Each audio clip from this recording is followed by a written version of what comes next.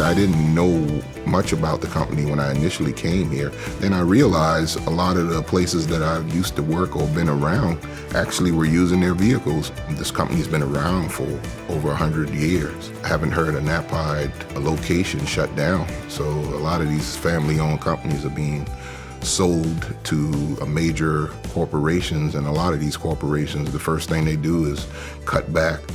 What I appreciate about them is they always got my back when I need it. In the beginning, I was sick a lot and needed time off for different things, and they allowed me to get myself together. You know, most companies wouldn't do things like that. They make sure if you decide to retire from this company that you actually have something to retire with. Opportunity of growth, the opportunity to learn and be challenged, schedule and the competitiveness of pay, it's a no-brainer. They look out for you. I don't see myself going anywhere. This company here has given me the benefit of the doubt on a lot of things. I give kudos to Knapheide for that, and I'm blessed to be here. So